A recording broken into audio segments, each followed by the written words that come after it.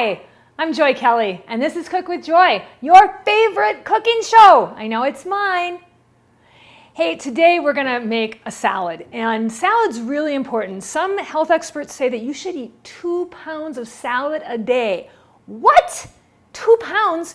Well, you wanna break it down a little bit, and you wanna think about what is 2 pounds of salad. It could be a small tomato, a red pepper, a carrot, a half of a cucumber, and one other veggie.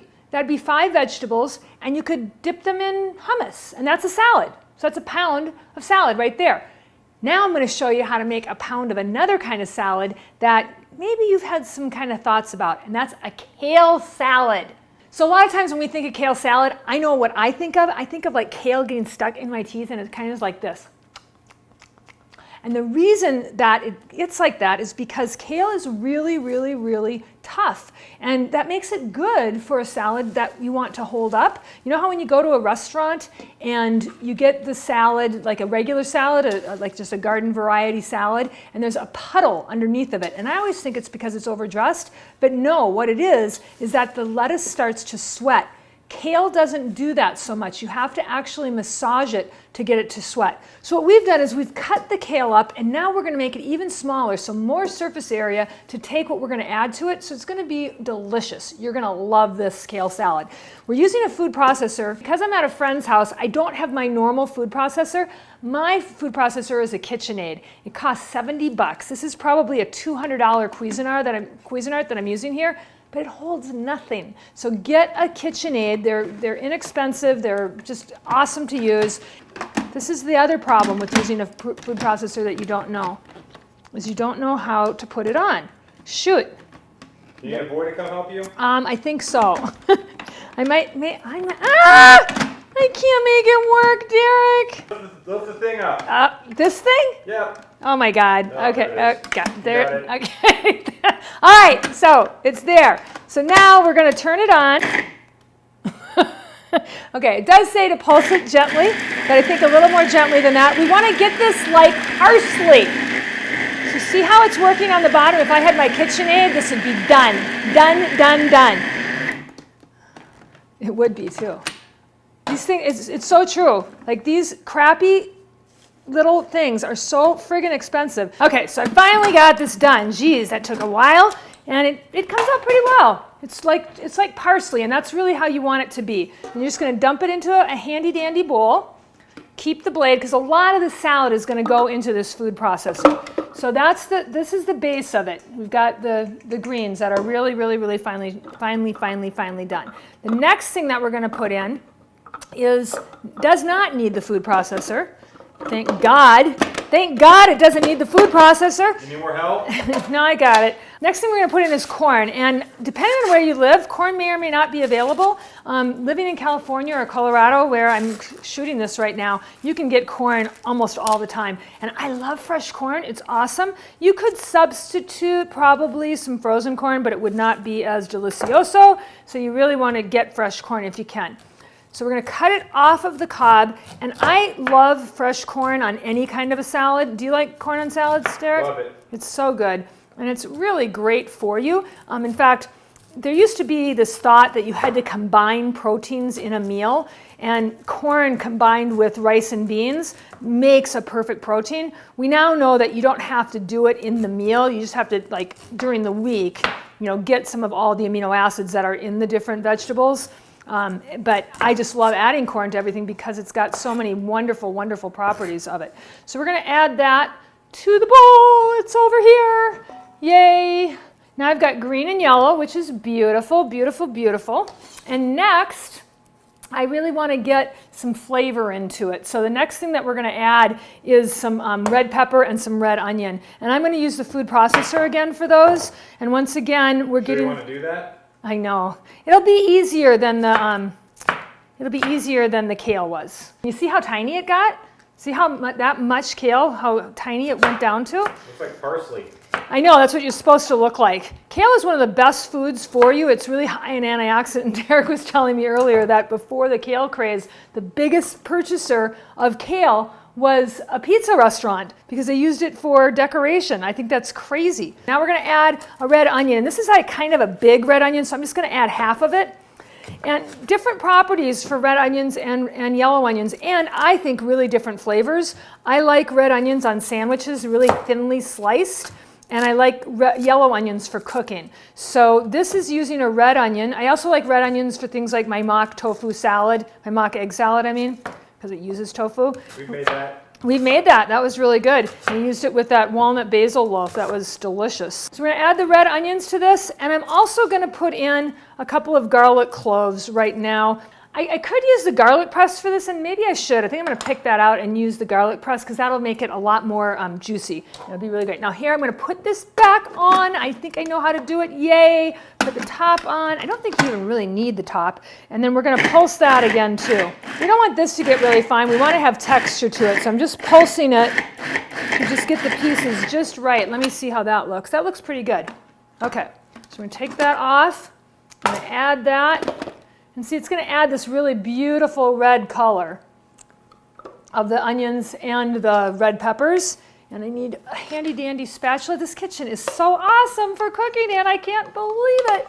Except for the food processor. Except for the food processor, yes. It's the only, and you know what? I should buy her a food processor, the kind that she should have. She will love my food processor.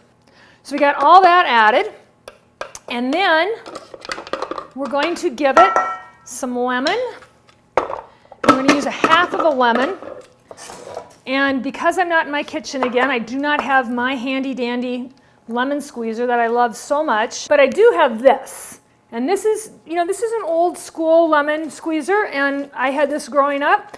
It's just that Pampered Chef has come out with those really cool ones that you can smash together, and it does get a lot more lemon out, and it's a lot less cleanup, so I do prefer that. But what's cool about this one is that you can, it's got a little spout here that says strain or pour. So I'm going to strain that because I don't want to get the seeds in it. I'm going to strain that over the top.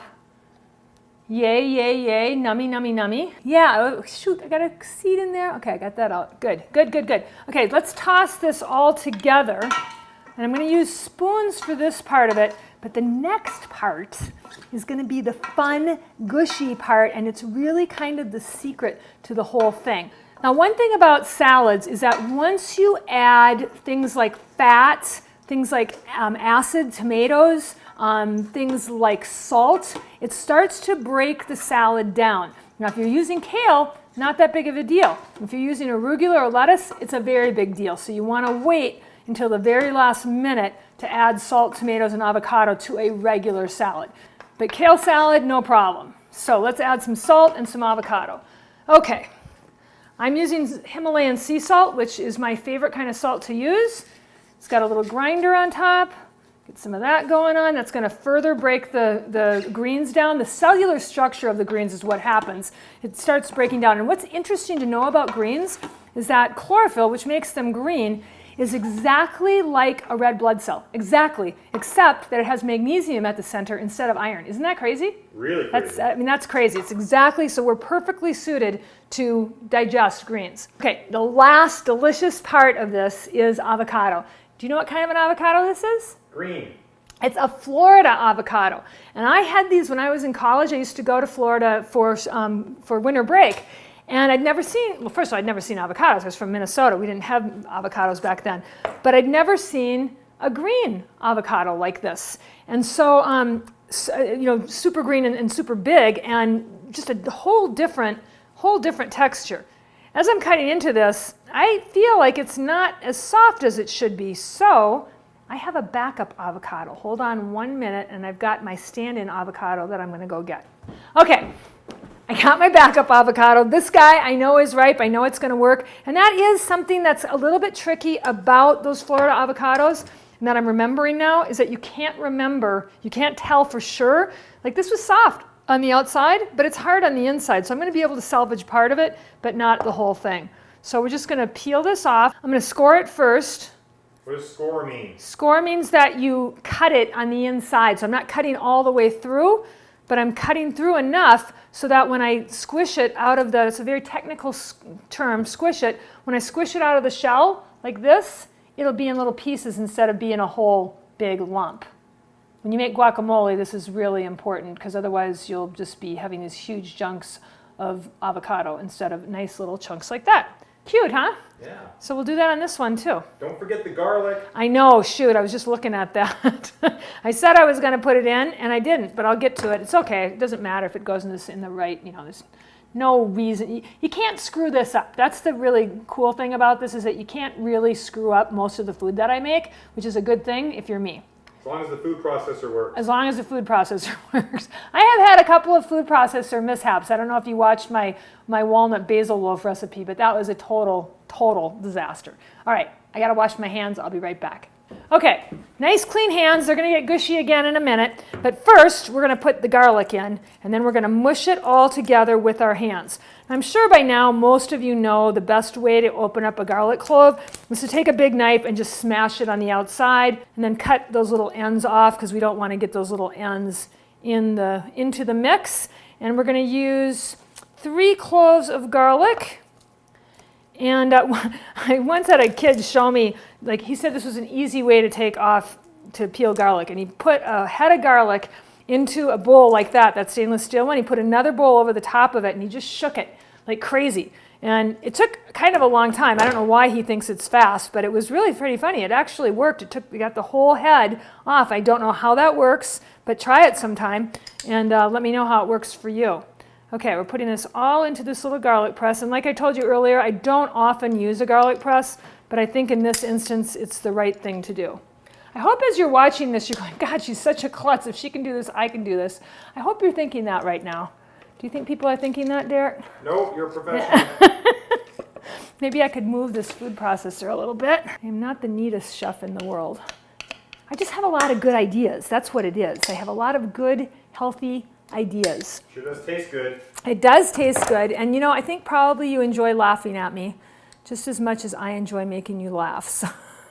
So it's a win-win. Okay, let's get the last of this garlic in here. Yum.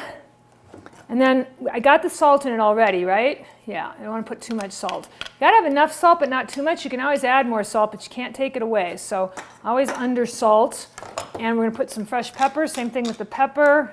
You can over pepper, but not under pepper. And then let's toss it first. And then what I'm gonna do is I'm gonna smush that avocado in with my hands. So you gotta be ready to get your hands dirty on this one, because otherwise you're just gonna have kind of chunks of avocado, and you really wanna have it smushed.